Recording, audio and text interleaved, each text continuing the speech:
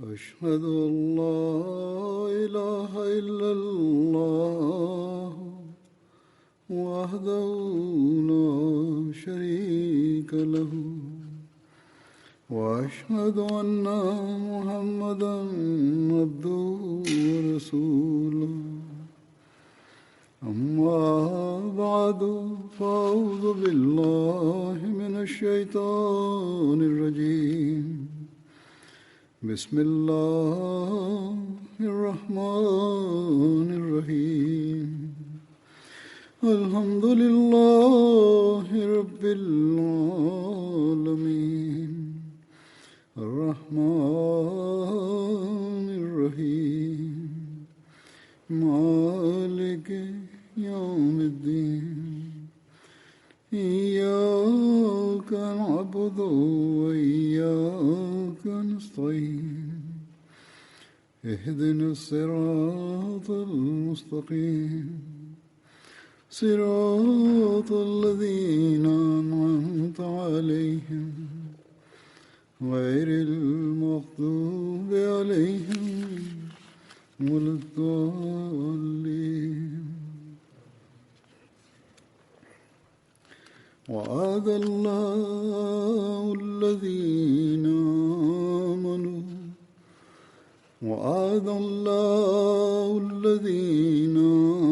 آمنوا منكم وعملوا الصالحات ليستخلفنهم في الأرض كما استخلف الذين من قبلهم ولا يمكنن لهم دينهم الذي ارتضى لهم ولا يبدلنهم من بعد خوفهم أمنا يعبدونني لا يشركون بي شيئا ومن كفر بعد ذلك فأولئك هم الفاسقون.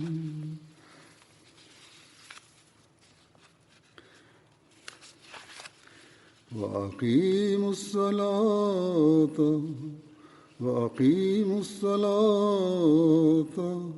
وآتوا الزكاة وأطيعوا الرسول لعلكم ترحمون.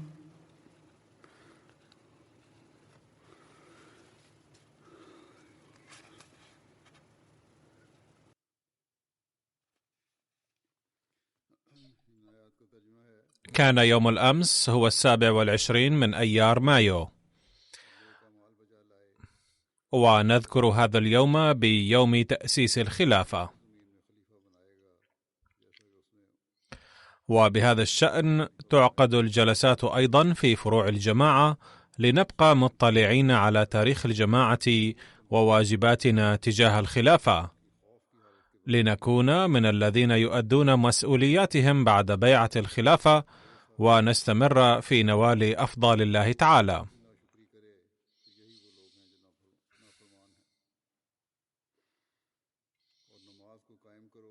لقد من الله تعالى علينا إذ وفقنا للإيمان بمن بعثه الله فينا في هذا الزمان ليطلعنا على تعليم الإسلام الحقيقي.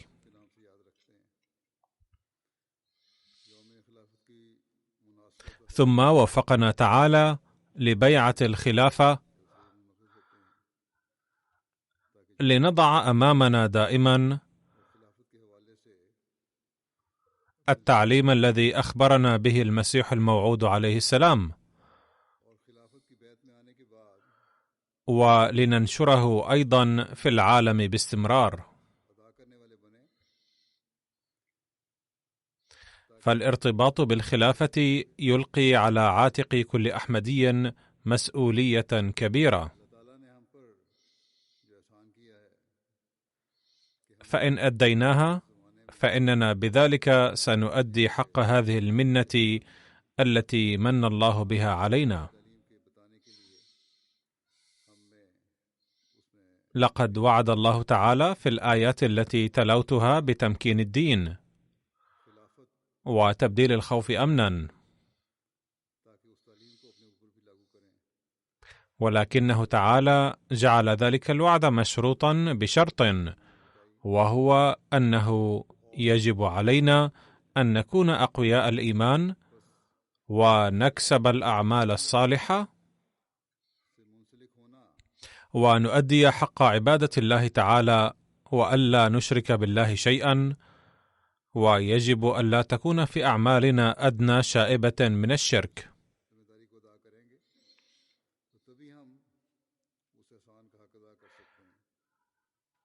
وإن الصلاة وعبادة الله ضرورية جدا للقيام بالأعمال المذكورة آنفا.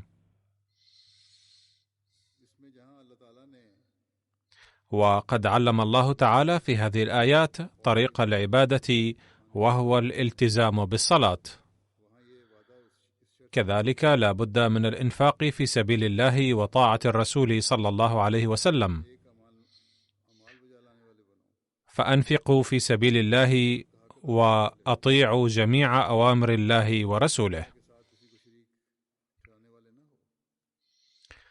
فلو جعلنا كل هذه الأمور نصب أعيننا وبذلنا قصارى جهودنا للعمل بها، ووفينا بعهدنا أننا سنقدم الدين على الدنيا، وعملنا بهذا العهد بصدق القلب، عندها فقط ننال نصيبا من إنعامات الله تعالى التي وعدها، ونتمكن من الاستفادة من بركات الخلافة أيضا. إذن هذه الآيات تتضمن بشرا عظيمة للمؤمنين، وفي الوقت نفسه تضعنا أمام فرصة تأملية أيضا، لأننا إن لم نعمل بالشروط الواردة فيها كما هو حقها لن ننال بركات هذه النعمة على وجه الحقيقة. فالذي لا يلتزم بالصلاة ولا يؤدي الزكاة ولا يؤدي حقوق الله وحقوق العباد لن ينال أفضال الله تعالى كما قلت قبل قليل.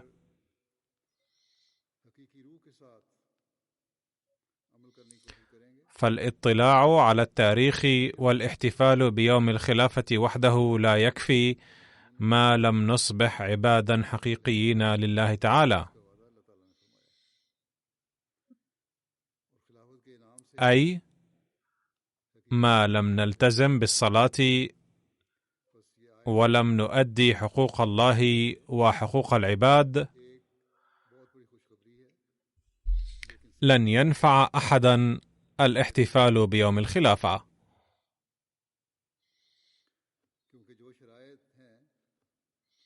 لذا يجب علينا أن نفحص كيفية إيماننا، ولنرى هل نتحلى بخشية الله تعالى،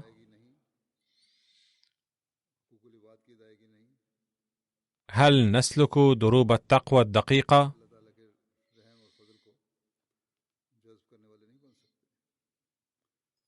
هل نحب الله تعالى أكثر من أي شيء آخر، هل نطيع الله تعالى ورسوله طاعة كاملة. ثم يجب أن نفحص أعمالنا أيضا بدقة، وهل كل عمل من أعمالنا يطابق تعليم الإسلام الحقيقي، وهل نقوم بهذه الأعمال للرياء، وهل نصلي لإراءة الناس، أو هل إنفاقنا في سبيل الله وأداؤنا الزكاة ناتج عن الرياء، أو هل نصوم رياء أم لوجه الله تعالى، وهل نحج لننال من الناس لقب الحاج.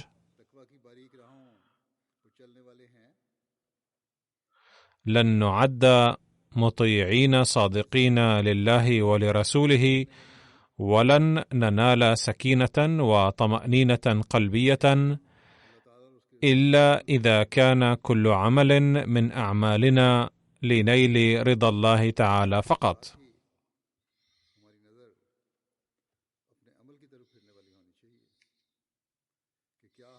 لن يتكون المجتمع تحت ظل الخلافة إلا إذا أدينا حقوق الله وحقوق العباد في كل عمل من أعمالنا.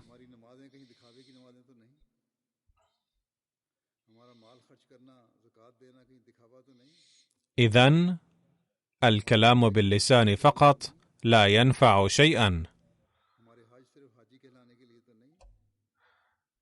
بل لا بد من جعل أوامر الله تعالى أمام أعيننا دائما.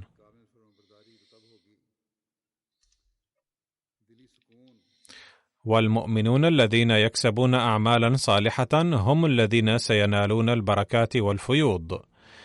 يقول المسيح الموعود عليه السلام: لقد ذكر الله تعالى العمل الصالح أيضا مع الإيمان. المراد من العمل الصالح ألا تخالطه أدنى شائبة من الفساد. اعلموا يقينا أن اللصوص يحاولون دائما أن ينهبوا أعمال الإنسان، وما أدراك ما تلك اللصوص، منها الرياء، أي يعمل الإنسان لإراءة الآخرين لينال إعجابهم، أي يفرح المرء في نفسه بعد القيام بعمل ما. ومنها أنواع عدة من سوء الأعمال والذنوب التي تصدر منه وتؤدي إلى إبطال عمله. والعمل الصالح هو الذي لا تشوبه شائبة الظلم والعجب والرياء والكبر وإتلاف حقوق الناس، أي عندما تتخلون عن كل الأعمال السيئة عندها ستكونون مؤمنين صادقين. فكما ينال الإنسان النجاة في الآخرة بناء على الأعمال الصالحة، كذلك تماما ينالها في الدنيا أيضا.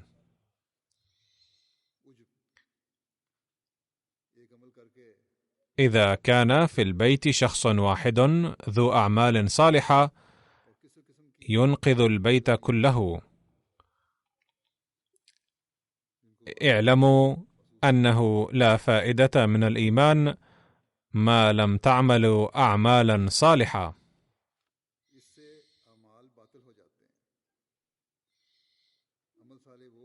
إذن إن كسب الأعمال الصالحة ضروري جدا إلى جانب الإيمان، حيث يقول المسيح الموعود عليه السلام: العمل الصالح لا يأتي نتيجة مرضاتنا ورغباتنا،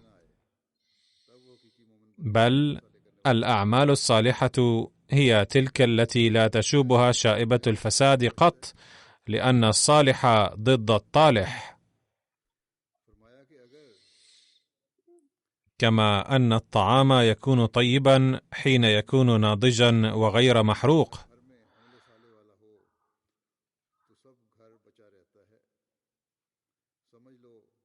وليس من نوع أدنى، بل يكون من النوع الذي يصبح جزءا من الجسم فورا.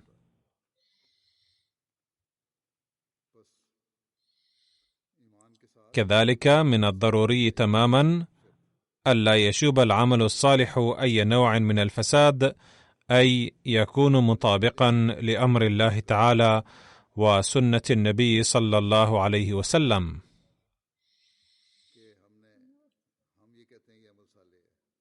ولا يشوبه كسل ولا عجب ولا رياء ولا رغبة المرء الشخصية، أي لا تقترحوا من عند أنفسكم أن عملكم هذا صالح وهذا غير صالح، ولا تفسروا من عند أنفسكم ولا تظنوا أن هذا هو المراد من قول كذا وكذا،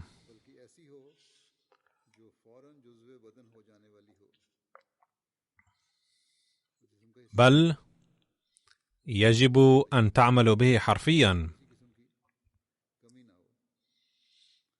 واعملوا بأوامر الله ورسوله، عندها سيكون العمل صالحا. يقول عليه السلام: حين يكون العمل على هذا المنوال يسمى عملا صالحا، وهو بمنزلة الكبريت الأحمر. أقول هذا مهم جدا، فإذا نلتم هذه الحالة فاعلموا عندها أنكم ستكونون ممن يستفيد من وعد الله تعالى، وأولئك الذين يفون بعهدهم لحماية الخلافة الأحمدية، وليس من يبدأون بأنفسهم في شرح العمل الصالح وتفسير الأمر المعروف، وتتغلب عليهم أنانيتهم بسبب مصالحهم الشخصية.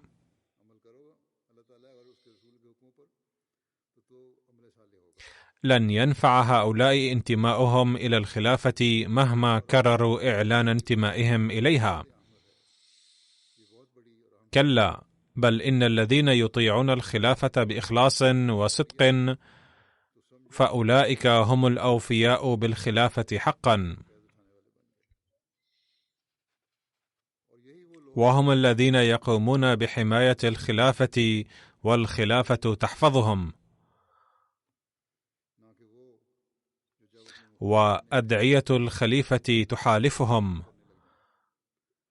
وكروبهم وهمومهم تدفع الخليفة للدعاء لهم. وإن هؤلاء الذين يعملون الصالحات هم الذين يكونون على صلة مع الخلافة، والخلافة على صلة بهم ولوجه الله تعالى.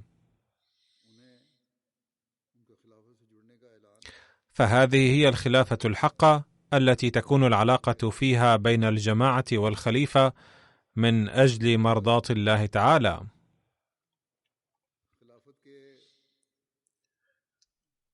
وهذه هي الخلافة التي هي تتسبب في التمكين والأمان، وهذه العلاقة بين أفراد الجماعة والخليفة هي التي تجعل الطرفين ورثة لأفضال الله تعالى.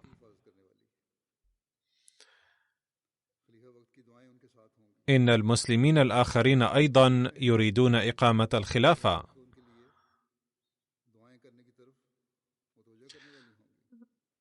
ولكن حيلهم الدنيوية وتدابيرهم المادية هذه لن تنفعهم شيئا، إذ لا تقام الخلافة بهذه الحيل مهما سعوا لذلك. فالآن لن تقوم الخلافة ولن تستمر إلا كما حكم الله تعالى.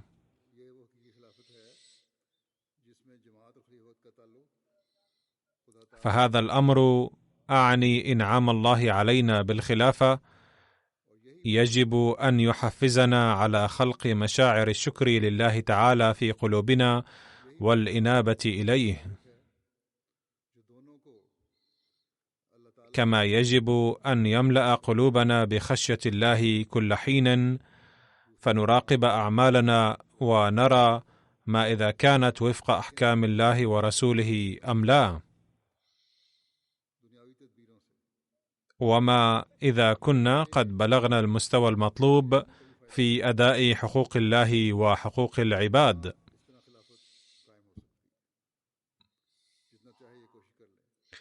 فعلى كل أحمدي أن يقضي كل لحظة من حياته شاكرا لله على إنعامه علينا بنعمة الخلافة،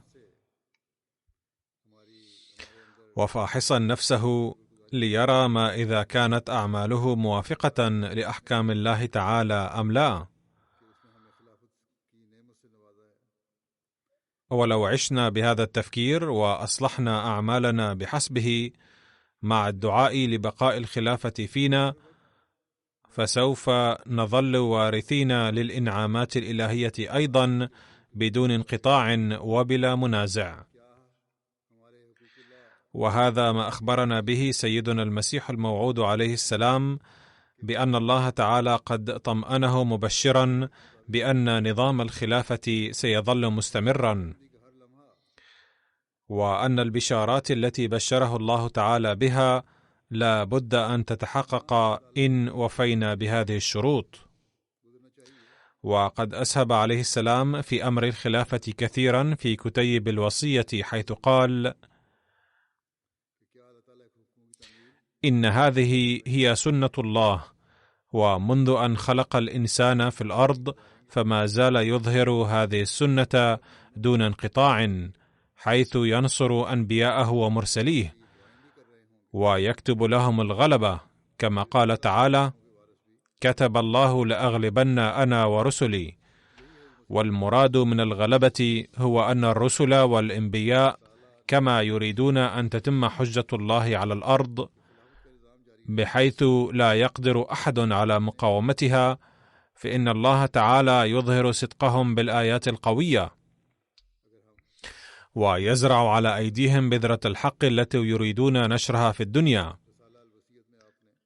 غير أنه لا يكمله على أيديهم، بل يتوفاهم في وقت يصحبه الخوف من الفشل بادي الرأي، فيفسح بذلك المجال للمعارضين ليسخروا ويستهزئوا ويطعنوا ويشنعوا. وحينما يكونون قد أخرجوا كل ما في جعبتهم من سخرية واستهزاء، يظهر الله تعالى يدا أخرى من قدرته، ويهيئ من الأسباب ما تكتمل به الأهداف التي كانت غير مكتملة لحد ما إلى ذلك الحين.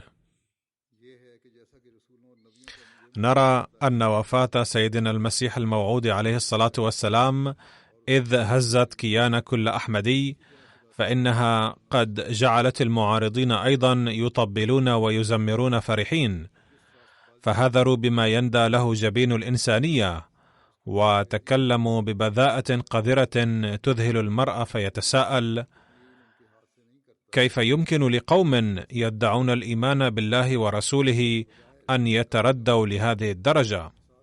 ولا حاجة بي لذكر بذاءاتهم هذه، إلا أنني سأذكر هنا بعض جهودهم للقضاء على جماعة المسيح الموعود عليه السلام، وكيف أنهم نشروا الأراجيف بين الناس عن تشتت شمل الجماعة وتوبة الأحمديين عن الأحمدية. فمثلا أشاع أتباع المتصوف البير جماعة علي شاه أن المرزائيين يتوبون عن الأحمدية ويبايعون، أي أن الأحمديين يتوبون عن الأحمدية بعد وفاة المسيح الموعود عليه السلام وينضمون إلى صفوف أتباع شيخهم. وأشار الخواجة حسن نظامي على الأحمديين وقال: عليهم أن ينكروا صراحة دعوى المرزا بكونه مسيحا موعودا ومهديا، وإلا فإننا نخاف أن الجماعة الأحمدية لن تقدر على الصمود أمام معارضة المعارضين في غياب شخص حكيم ومنظم مثل المرزا، وسوف يتشتت شملها. يقدم هذا المعارض مشورته للأحمديين بلغة لينة جدا كما يفعل الساسة، إذ كان من الشخصيات المحترمة، فتظاهر بكونه إنسانا بسيطا ومواسيا للأحمديين، وأشار على الأحمديين وقال: إن حضرة المرزا قد توفي الآن، ولن يقدر بعده أحد على لم شملكم، فالأفضل لكم أن تتركوا الأحمدية وتنضموا إلينا. ولكن هذا الرجل لم يكن يعلم شيئا، ولم تقدر عينه أن تبصر عظمة الوعود التي وعد بها الله تعالى سيدنا المسيح الموعود عليه الصلاة والسلام، حيث أوحى إليه وقال: إني معك ومع أحبائك، كما بشره الله تعالى بقيام خلافته بعد وفاته. وكان لابد من أن يتحقق ما وعد الله به من وعود وأنباء، فقد قال المسيح الموعود عليه السلام بمنتهى الصراحة أن جماعة الأنبياء ترى القدرة الثانية أيضا. وقد ذكر حضرته هنا مثال الأنبياء الذي فيه رد على بعض الأحمديين الضعاف الطباع الذين يتلعثمون أحيانا في الإعلان بأن سيدنا المسيح الموعود عليه السلام كان نبيا. باختصار، قد بين عليه السلام في الفقرة التالية أن جماعة الأنبياء ترى القدرة الثانية أيضا، وسوف ترونها أنتم أيضا إن ظللتم مؤمنين وعملتم الصالحات، حيث قال عن ظهور القدرة الثانية واستمرارها. فالحاصل أنه تعالى يري قسمين من قدرته: أولا يري يد قدرته على أيدي الأنبياء أنفسهم، وثانيا يري يد قدرته بعد وفاة النبي حين تواجه المحن، ويتقوى الأعداء ويظنون أن الأمر الآن قد اختل، ويوقنون أن هذه الجماعة موشكة على الانقراض، حتى إن أفرادها أنفسهم يقعون في الحيرة والتردد، وتنقسم ظهورهم، بل ويرتد العديد من الأشقياء منهم. عندها يظهر الله تعالى قدرته القوية ثانية ويساند الجماعة المنهارة. فالذي يبقى صامدا صابرا حتى اللحظة الأخيرة يرى هذه المعجزة الإلهية، كما حصل في عهد سيدنا أبي بكر الصديق، حيث ظن أن وفاة الرسول صلى الله عليه وسلم قد سبقت أوانها، وارتد كثير من جهال الأعراب، وأصبح الصحابة من شدة الحزن كالمجانين. عندها أقام الله تعالى سيدنا أبا بكر الصديق، وأظهر نموذجا لقدرته مرة أخرى، وحمى الإسلام من الانقراض الوشيك. وهكذا أتم عز وجل وعده الذي قال فيه: ولا يمكنن لهم دينهم الذي ارتضى لهم ولا يبدلنهم من بعد خوفهم أمنا، أي أنه تعالى سوف يثبت أقدامهم بعد الخوف. ثم قال حضرته: فيا أحبائي، ما دامت سنة الله القديمة هي أنه تعالى يري قدرتين لكي يحطم بذلك فرحتين كاذبتين للأعداء، فمن المستحيل أن يغير الله تعالى الآن سنته الأزلية. لذلك فلا تحزنوا لما أخبرتكم به ولا تكتئبوا، إذ لا بد لكم من أن تروا القدرة الثانية أيضا، وإن مجيئها خير لكم، لأنها دائمة ولن تنقطع إلى يوم القيامة، وإن تلك القدرة الثانية لا يمكن أن تأتيكم ما لم أغادر أنا، ولكن عندما أرحل سوف يرسل الله لكم القدرة الثانية التي سوف تبقى معكم إلى الأبد بحسب وعد الله الذي سجلته في كتابي البراهين الأحمدية. وإن ذلك الوعد لا يتعلق بي، بل يتعلق بكم أنتم، كما يقول الله عز وجل: إني جاعل هذه الجماعة الذين اتبعوك فوق غيرهم إلى يوم القيامة. فمن الضروري أن يأتيكم يوم فراقي ليليه ذلك اليوم الذي هو يوم الوعد الدائم. إن إلهنا إله صادق الوعد وفي وصدوق، وسيحقق لكم كل ما وعدكم به. وبالرغم أن هذه الأيام هي الأيام الأخيرة من الدنيا، وهناك كثير من البلايا والمصائب التي آن وقوعها، ولكن لا بد أن تظل الدنيا قائمة إلى أن تتحقق جميع تلك الأنباء التي أنبأ الله تعالى بها. لقد بعثت من الله تعالى كمظهر لقدرته تعالى، فأنا قدرة الله المتجسدة، وسيأتي من بعدي آخرون سيكونون مظاهر قدرة الله الثانية. لذلك كونوا منتظرين لقدرة الله الثانية، داعين لمجيئها مجتمعين. فبحسب نبوءة المسيح الموعود عليه السلام، وبحسب وعد الله تعالى له، نرى منذ 113 عاما تحققا حرفيا لوعود نزول أفضال الله تعالى.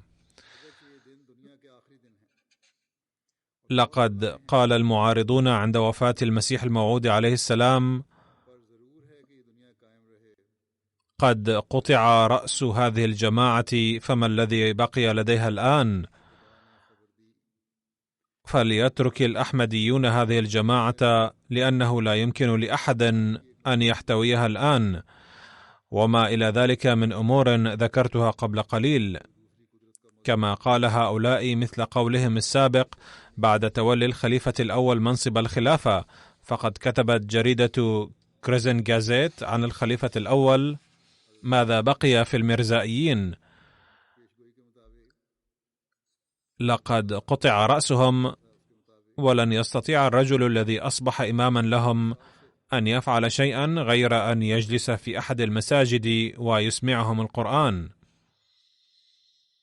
ولكن أن لهؤلاء العميان عقليا أن يعرفوا أنه هو العمل العظيم الذي دعا إبراهيم عليه السلام أن يبعث رسول عظيم من نسله للقيام به، وبالتالي فإن القرآن الكريم لا هو تلك الشريعة العظيمة التي بعث بها النبي صلى الله عليه وسلم، وإنه لكتاب كامل ومكمل بحيث يحقق لمن يتعلمه ويعلمه الآخرين الفوز والفلاح في الدنيا والآخرة. وهذا هو الكتاب الذي بعث المسيح الموعود عليه السلام لنشر تعليمه، وهي المهمة التي بدأ نظام الخلافة لأجلها. على أي حال، لقد سمع الخليفة الأول رضي الله عنه قولهم هذا، ورد عليه قائلا: ليتحقق هذا الأمر فأسمعكم القرآن الكريم. لقد أنجز الخليفة الأول هذه المهمة وأحسن أداءها، غير أنه لم تتحقق رغبة العدو في رؤية ضعف الإدارة في الجماعة وتفرق شملها. لقد أخمد الخليفة الأول بشدة فتن المنافقين وبعض المعتمدين للأنجمن، فلم يجرؤ أحدهم على إثارة أي نوع من الشر. لقد قال حضرته في خطابه الأول بعد تولي الخلافة: عليكم الآن أن تطيعوا جميع أوامري مهما كانت ميولكم وطبائعكم. ثم ألقى في إحدى المناسبات خطابا جلاليا في المسجد المبارك قال فيه: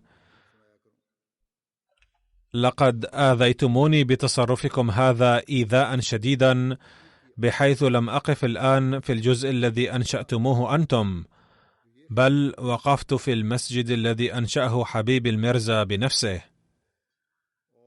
أي كان يقف حضرته آنذاك في الجزء الذي كان موجودا ابتداء في زمن المسيح الموعود عليه السلام، ولم يقف في الجزء الذي تم توسيعه لاحقا بتبرعات أفراد الجماعة.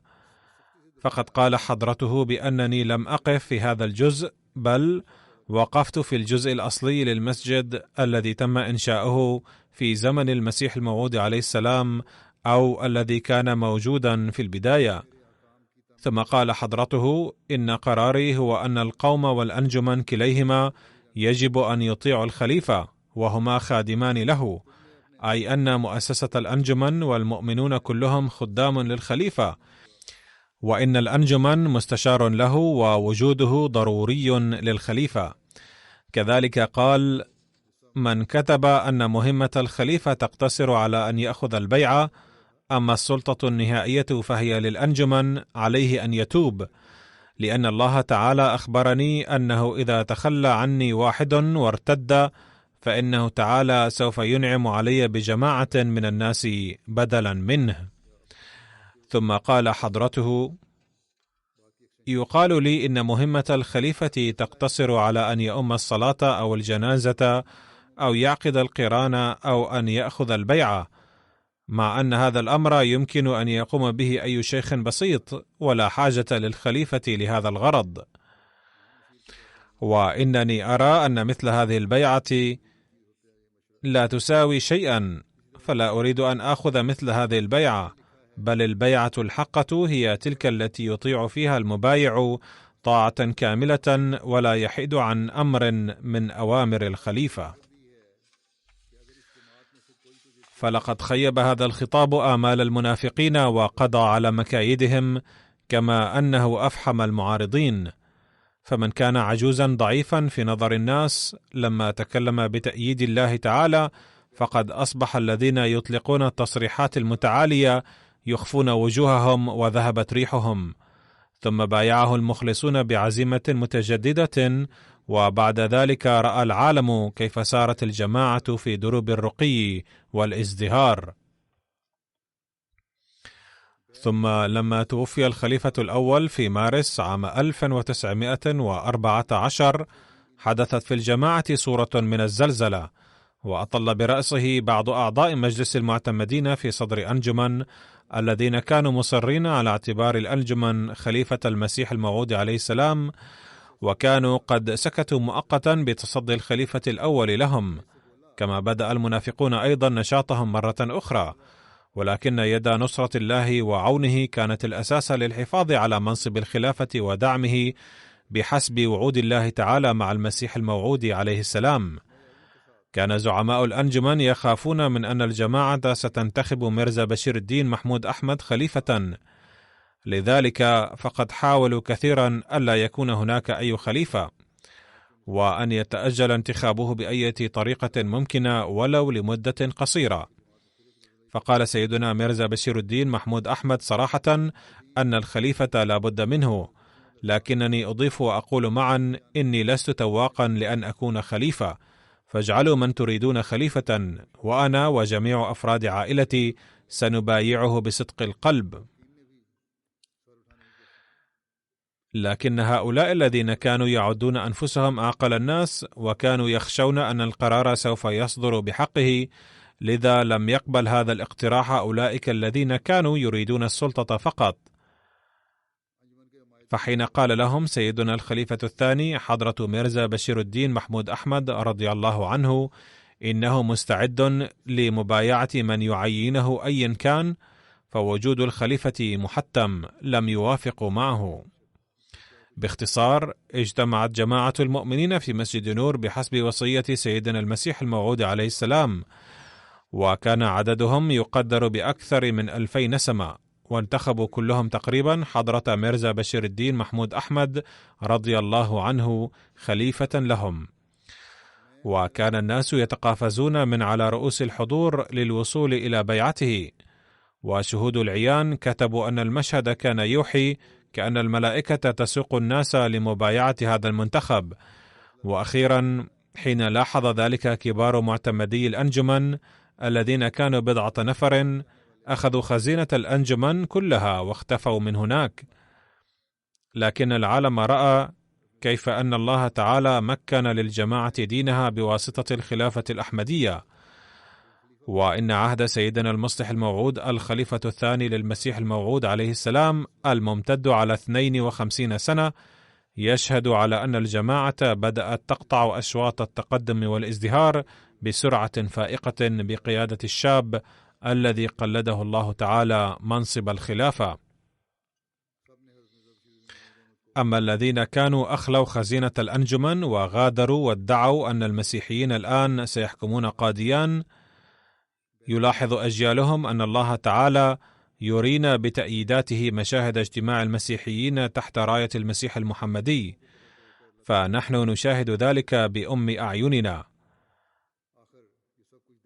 فقد فتح سيدنا المصلح الموعود مراكز الجماعة في كثير من بلاد العالم، والمبشرون المسيحيون لم يكونوا يقدرون على مواجهة الدعاة الأحمديين، وأخيرا لم يجدوا بدا من الاعتراف بأن الأحمدية عقبة كبيرة في انتشار المسيحية، وهذا مذكور في تقاريرهم.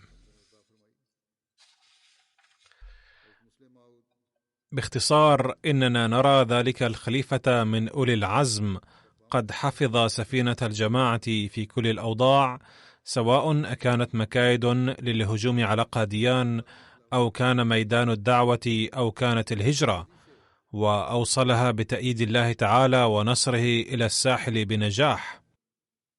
وأخيرا حين توفي في نوفمبر عام 1965 بحسب القدر الإلهي، أقام الله تعالى بحسب وعده المظهر الثالث للقدرة الثانية،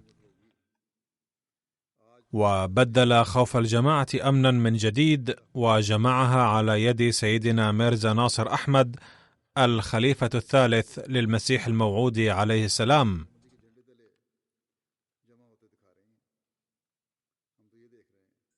وظلت الجماعة تسير على دروب التقدم والرقي،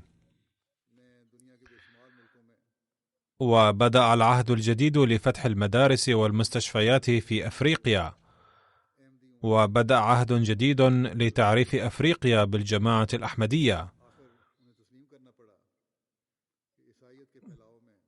وبدأ العالم يتعرف إلى الجماعة أكثر. وخرج سيدنا الخليفة الثالث في أول جولة إلى بعض الدول الأفريقية لزيارة الأحمديين هناك، وظهرت لها نتائج رائعة، وكانت أول جولة في الخلافة. في عام 1974 قادت الحكومة حملة شرسة منسقة ضد الجماعة، وسنت القانون بأن الأحمديين ليسوا مسلمين، لكن الجماعة خرجت منها بنجاح وسلام لكونها وراء جنة الخلافة. وفشلت جهود العدو لمنع الجماعة من التقدم، والعدو الذي كان يزعم أنه سيسلم بأيدي الجماعة كأس التسول خابت آماله، وفتح الله تعالى أبوابا جديدة لسعة الجماعة في المال، وأبناء الجماعة الذين بذلت الجهود لجعلهم مفلسين اقتصاديا قد أغناهم الله تعالى وبارك في أرزاقهم، ثم فتح لهم الطرق للخروج إلى بلاد العالم. فالأحمديون الذين جاءوا إلى ألمانيا وغيرها من البلاد بعد عام 1974 واغتنوا هناك، يجب أن يحدثوا أجيالهم عن هذه الأمور، وكيف حاول العدو العمل ضد الجماعة، وكيف فتح الله تعالى لهم سبلا جديدة في كنف الخلافة، وحسن وضعهم الاقتصادي آلاف الأضعاف.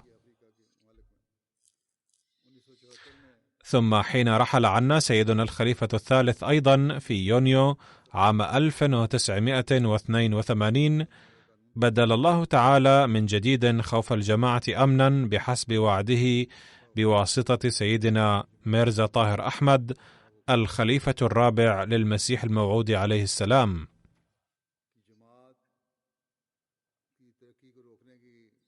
وكان العدو قد فقد صوابه بمشاهدته تقدم الجماعة، فخطط للهجوم من جديد، وحاول أن يجعل الجماعة كعضو مبتور أو مفلوج، وحاول بحسب زعمه قطع رأس الجماعة. لكن ما أدرى أولئك الجهل وعميان القلوب ما الذي خططه الله تعالى؟ فقد مكن سيدنا الخليفة الرابع من الهجرة من باكستان بنجاح ونصر غير عاديين، وبقي العدو يتحسر. وبعد الهجرة في عهد الخليفة الرابع بدأ عهد جديد للترقيات، وبدأ يصل صوت الخليفة ورسالة الأحمدية الإسلام الصحيح بواسطة الأقمار الصناعية إلى بيوت الأحمديين وغيرهم في كل بلد. وفتحت آفاق جديدة لنشر الدعوة،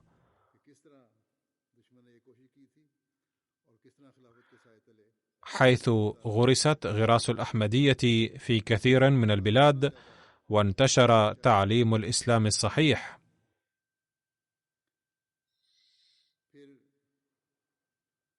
وزاد نشر القرآن الكريم كثيرا، وصدرت تراجمه إلى لغات جديدة.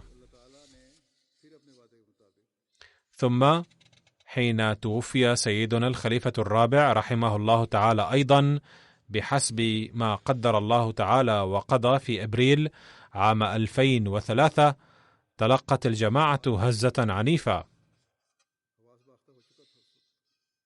وزعم العدو أن الفرصة للقضاء على الأحمدية سانحة وملائمة، لكن الله تعالى الذي وعد المسيح الموعود عليه السلام أدرك الجماعة مرة أخرى وتولى أمرها، بحيث قال المشايخ المعارضون: إننا لا نعتبركم صادقين، لكننا نرى أن تأييد الله يحالفكم، كأن شهادة الله الفعلية معكم. لكنهم رغم تسليمهم بأن شهادة الله معنا لا يكادوا يؤمنون. فتقبل الله تعالى أدعية المؤمنين وبدل خوفهم أمنا. وفي تاريخ الإسلام بدأ عهد الخلافة الخامسة بواسطة المسيح الموعود عليه السلام. صحيح أن الخلافة الراشدة في صدر الإسلام توقفت عند الخلفاء الأربعة فقط، فكان بحسب ما تنبأ به النبي صلى الله عليه وسلم. أما الآن فحين بدأ عهد الخليفة الخامس في عهد المسيح الموعود عليه السلام، فهو الآخر بحسب نبوءة النبي صلى الله عليه وسلم. فالخلافة الخامسة أيضا باب من الأبواب الكثيرة التي فتحت في تاريخ الإسلام بعد بعثة المسيح الموعود عليه السلام. كان الأعداء يحسبون الآن أن زمام الجماعة ليست في يد قوية، ولكن ما أدراهم أن اليد الحقيقية وراء الجماعة هي يد الله تعالى التي تقوم في تأييد هذه اليد. فاليوم عين الأعداء الحاسدة ترى ترقيات الجماعة أكثر من ذي قبل، وما حصل من تعارف للجماعة في الدنيا في هذا العهد في كل فئة وعلى كل مستوى هو شيء غير عادي. إنني إنسان ضعيف جدا، ولا يحصل هذا الرقي بسبب أي ميزة لي، وإذا كان يحصل تعارف الجماعة الأحمدية بين حكام العالم وفي برلماناتهم، فهو بمحض فضل الله تعالى وبسبب وعوده التي قطعها مع المسيح الموعود عليه السلام ووفق نبوءة النبي صلى الله عليه وسلم. ونرى مشاهد أفضل الله تعالى يوميا. إن أعمالنا في نشر القرآن وكتب المسيح الموعود عليه السلام في مختلف اللغات قد توسع كثيرا، بحيث تصل رسالة الإسلام الحقيقية إلى جميع بلدان العالم بواسطة MTA.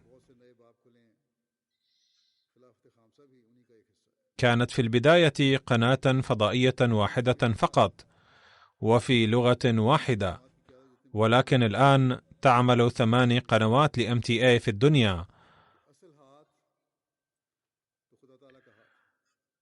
وقد أصبحت استوديوهات لMTA في بلاد العالم المختلفة التي تنشر برامجها على طول الأيام. والآن ليس هناك استوديو واحد فقط، بل أصبحت استوديوهات في كل مكان. ليست في كل مكان، ولكن في عدة أماكن في إفريقيا وأمريكا الجنوبية وفي أوروبا أيضا. وإذا نظرنا إلى إمكانياتنا فيبدو ذلك من المستحيلات. يتم تبليغ رسالة الإسلام الحقيقية من خلال وسائل الإعلام الاجتماعي أيضا. وإذا كانت حكومة باكستان فرضت الحظر علينا بطرق مختلفة، فقد فتح الله تعالى علينا سبلا أكثر بكثير في دول أخرى. ثم قد ألهم الله تعالى طريقا جديدا للارتباط بالخلافة، وقد ظهر هذا الطريق بسبب وباء كورونا، وبذلك تعقد اجتماعات ولقاءات أونلاين أو اللقاءات الافتراضية التي بواسطتها يتم التواصل مع فروع الجماعة مباشرة، ويسترشد أفراد الجماعة من الخليفة مباشرة. وإنني من هنا من بريطانيا ألتقي بالجماعة أحيانا في أحد الدول الإفريقية، وأخرى في إندونيسيا، وأحيانا في أستراليا، وأخرى في أمريكا. فهذه كلها مشاهد تأييدات الله تعالى، وينبغي ألا ننسى أن الله قد أنزل علينا هذه الأفضال وأنعم علينا بنعمة الخلافة، فيجب علينا أن نؤدي حقها دوما لكي نظل نستفيد من هذه النعمة إلى يوم القيامة وفق نبوءة الرسول صلى الله عليه وسلم. وقد وعد الله تعالى المسيح الموعود عليه السلام بالرقي والازدهار، وإن الله تعالى لا يخلف وعده. ولكن يجب أن نؤدي واجبنا لنيل بركاتها، وأن نسجد لله تعالى شاكرين له. ولا بد أن يظهر هذا الشكر لنعمة الخلافة من خلال كل قول وكل عمل لنا. وكذلك ينبغي أن نظل مستعدين حتى النفس الأخير لتقديم كل تضحية من أجل الإيفاء بعهد الطاعة للخلافة. حينها نستطيع أن نجعل أجيالنا أيضا مطيعين للخلافة إلى يوم القيامة. لقد أكد المسيح الموعود عليه السلام لمن يستعدون لكل تضحية ثابتين على الإيمان على أنهم سيرثون أفضال الله تعالى، فقال عليه السلام: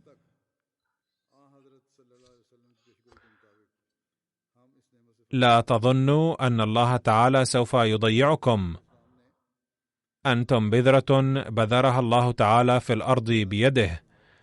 يقول الله تعالى: إن هذه البذرة سوف تنمو وتزدهر وتتفرع في كل طرف، ولسوف تصبح دوحة عظيمة. فطوبى لمن يؤمن بقول الله تعالى ولا يخاف الابتلاءات العارضة، لأنه لا بد من الابتلاءات أيضا لكي يختبركم الله من منكم صادق في ادعائه للبيعة ومن هو كاذب. والذي يزل بسبب الابتلاء لن يضر الله شيئا، والشقاوة سوف توصله إلى الجحيم، ولو لم يولد لكان خيرا له. ولكن الذين يصبرون إلى نهاية المطاف في حين تأتي عليهم زلازل المصائب وتهب عليهم عواصف الابتلاءات وتسخر منهم الأقوام وتستهزئ وتعاملهم الدنيا بمنتهى الكراهية، فأولئك الذين سوف يفوزون في آخر الأمر، وتفتح عليهم أبواب البركات على مصراعيها. لقد قال الله تعالى مخاطبا إياي أن أخبر جماعتي بأن الذين يؤمنون إيمانا لا تشوبه شائبة من الدنيا، وليس ذلك الإيمان ملوثا بالنفاق أو الجبن، وليس خاليا من الطاعة، فأولئك هم المرضيون عند الله تعالى. ويقول الله تعالى: إنهم هم الذين قدمهم قدم صدق. ثم قال عليه السلام: يخبرني كلام الله أن الحوادث واقعة والآفات نازلة على الأرض، فمنها ما يقع أثناء حياتي ومنها ما يقع من بعدي، وإنه تعالى سوف يرزق هذه الجماعة كل تقدم وازدهار، بعضه على يدي وبعضه الآخر من بعدي. فسوف تحصل هذه الترقيات حتما بفضل الله تعالى. ندعو الله تعالى أن يثبت أقدامنا، وأن نرى رقي الجماعة الكامل بأم أعيننا، وأن يوفقنا الله تعالى لنوفي بعهودنا حتى نرى تحقق وعود الله تعالى في حياتنا، وأن تنال عباداتنا وصلواتنا وأعمالنا رضاه تعالى، وأن نفهم مقام الخلافة الصحيح ونفهمه أجيالنا أيضا، لكي يتمتع أجيالنا ببركات هذه النعمة. وأريد أن أوجه الاهتمام إلى الأدعية اليوم أيضا، فاذكروا أحمدي باكستان أيضا في أدعيتكم، وجميع الأحمديين المظلومين حيثما كانوا، وجميع المسلمين المظلومين حيثما كانوا،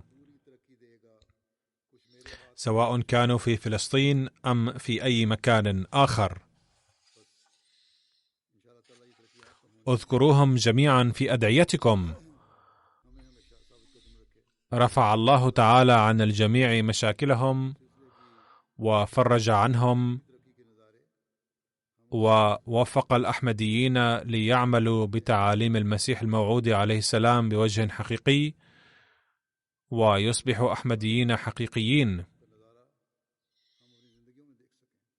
كما وفق المسلمين الذين لم يعرفوا المسيح الموعود عليه السلام ليعرفوه ويبايعوه، وأن نرى عاجلا راية الإسلام وراية محمد رسول الله صلى الله عليه وسلم ترفرف في العالم أجمع، ونرى قيام وحدانية الله تعالى في العالم كله. آمين.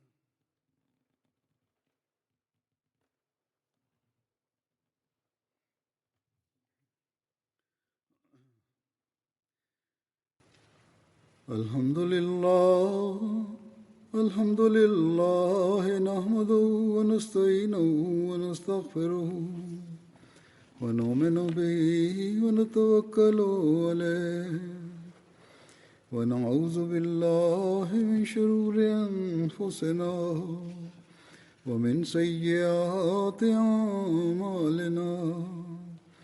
من يهده الله فلا مضل له ومن يضلل فلا هادي له ونشهد أن لا إله إلا الله ونشهد أن محمدا عبده ورسوله.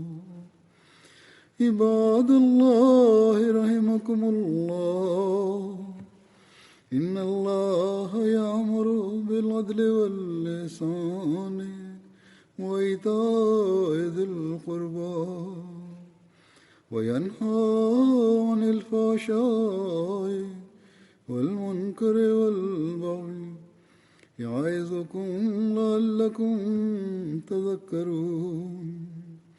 اذكروا الله يذكركم وادعوه يستجب لكم ولذكر الله أكبر.